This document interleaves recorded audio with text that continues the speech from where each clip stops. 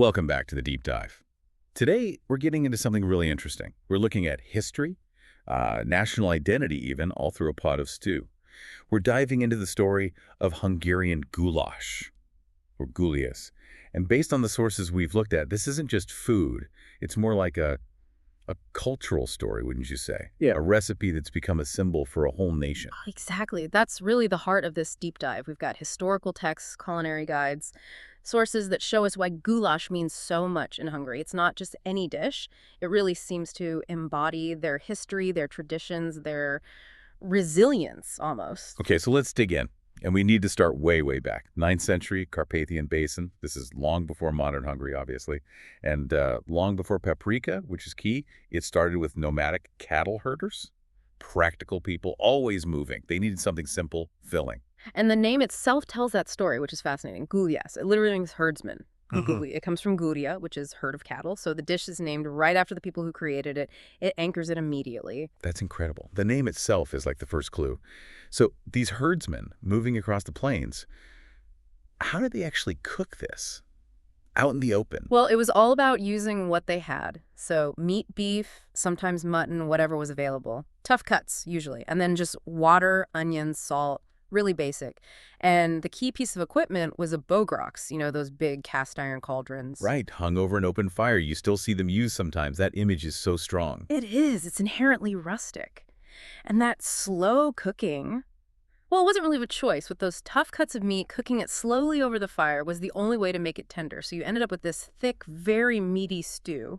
Very different from today's version, but perfect for their needs back then. Okay, so fast forward quite a bit, centuries, really. Goulash goes through this massive transformation from that simple herdsman stew Yeah, probably quite pale looking. to the deep red, rich dish we know today. And it all comes down to one ingredient, paprika. Paprika. That's the game changer. It arrived in Hungary around the 18th century, largely through Ottoman influence, the sources suggest. And for Hungarian cooking, which already used ground spices quite a bit, paprika was just perfect. I can only imagine what that was like. Eating this dish one way for generations, and then suddenly this spice comes along that Right. adds intense color, smokiness, sweetness. It completely redefined it. That crimson color, that specific smoky sweet flavor profile, that is goulash now. And what's interesting is that because it was food for, everyday people, shepherds, peasants, paprika seems to have been adopted really quickly. It wasn't some top-down chef invention. It was more like a folk recipe that evolved. The people's choice. Right? Exactly. And there's a great quote about this from Zoltán Halász, a Hungarian historian. He called goulash the boiling soul of Hungary, simple, honest, and patient. It really captures that sense of it being something fundamental, something forged over time. Simple, honest, and patient. I like that. Okay, so Hungarians perfect this paprika version. Then it starts to travel, right? Especially during the Austro-Hungarian Empire in the 19th century. That empire really spread it around, and as soon as it crossed the borders, it started changing, adapting. In Vienna, for example, it became very popular. They adopted it as goulash, often a bit thicker, maybe richer. And in Germany, too. I think that's where goulash soup, the soup version, comes from. That's right, goulash soup often has potatoes, other vegetables, more liquid. It became this staple comfort food across Central Europe. You find it in German beer gardens, winter markets. It's hearty, familiar food. But here's a key thing the sources point out. While it became popular elsewhere as just, well, a good stew, Just good winter food, yeah. back in Hungary, its status remained totally different. It wasn't just food. No, absolutely not. For Hungarians, it's still revered. It's seen as like an edible piece of their history, their identity. Eating it in Hungary, you're kind of participating in that history. Eating goulash soupy somewhere else, well, it's usually just a tasty soup. The deep cultural connection isn't quite the same. That distinction is really important. Okay, let's shift gears a bit. From the history to the actual making of it, the sources get really specific about what makes Gulyás authentic. The techniques honed over centuries. What are the absolute must-dos? Right, this is where the practice comes in. The sources lay out maybe 6 key things. First up, the meat. You absolutely need beef cuts with lots of connective tissue. Think chuck, shin, flank. The tougher stuff. Wait, tougher stuff, not like tenderloin. Why the cheap cuts? That's the secret. Those cuts are full of collagen. Cook them low and slow, and that collagen melts into gelatin. That gelatin is what gives authentic goulash its body. That amazing velvety texture naturally thickens it. No flour needed. It's all about time breaking down the toughness. Ah, okay, that makes sense. Collagen power. All right, what's tip number 2? It involves onions, I believe. A lot of onions. A surprising amount, yeah. The traditional ratio is basically 1 part onion to 2 parts meat by weight.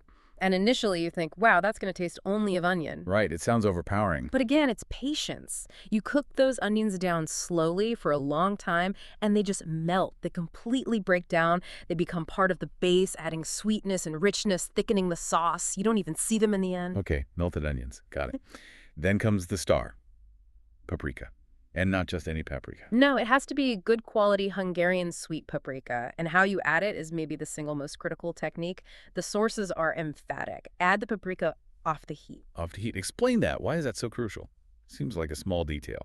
It's everything. Paprika has natural sugars. If you hit it with high heat, like in hot oil, it scorches instantly. Yep. The sugars burn and it turns bitter and loses that vibrant color. So you saute your onions, take the pot off the heat for a moment, stir in the paprika, let it bloom in the residual heat, then add your liquid. That way you get the beautiful deep red color and all the sweet, smoky flavor without any bitterness. It's non-negotiable for authenticity. Wow, that one step makes all the difference. Okay, tip 4 connects back to that Halas quote. Patience. Low and slow heat. Absolutely. A gentle simmer, never a rolling boil. Boiling makes the meat tough and the broth cloudy. You need that low heat for the collagen to melt properly, for the flavors to meld gently. It just takes time. And tip 5 is about the liquid. Original herdsmen used water, but modern versions. Modern cooks often use beef broth instead of just water. It just adds another layer of richness, enhances the flavor. A little refinement on the original. Makes sense. And the final tip, number 6. Let it rest. Like so many great stews, goulash is almost always better the next day. Letting it cool completely and then reheating allows the flavors to deepen and marry. Time is your friend here. Okay, so if someone puts a bowl in front of you and calls it authentic Hungarian goulash, what are the telltale signs we look for based on everything we've discussed? Well, first, texture. It should be somewhere between a soup and a stew. Hearty, lots of meat, that rich onion base. It's still definitely spoonable. Not thick like a casserole, not watery like a thin soup. And the color. Deep, rich red. And crucially, that color must come from the paprika. Right. That's the big identifier. Absolutely. The sources stress this. No tomatoes, or very minimal amounts, if any. Tomatoes aren't the source of the color or sweetness in true Gulyás. That's a key difference from other European stews. It's all about the paprika. And the flavor profile. Beyond the paprika, what else should you taste? You're looking for smoky, slightly sweet aromatic notes. Often you'll get cumin, garlic, maybe some bay leaf in there, creating this really comforting complexity. And sometimes, especially if it's made traditionally, you might get a little hint of smokiness, harking back to those outdoor bogrács cooking fires, that real rustic echo. So we followed this dish from, 9th century plains through the paprika transformation across the Austro-Hungarian Empire, right down to the specific cooking techniques. It really feels like goulash carries the weight of Hungarian history in every spoonful. Born simple, shaped by external influences like the Ottomans bringing paprika, spread by empire, but somehow it stayed fiercely Hungarian. It really did, and its place in Hungarian culture is well documented. You see it referenced in classic cookbooks like Károly Gundul's The Hungarian Cookbook. It's cemented not just as food, but as part of the national story. Absolutely. A true culinary emblem. Okay, we've covered a lot, the history, the culture, the technique. So let's leave you with a final thought. Goulash has spread globally and been adapted into so many forms, like that German goulash soup.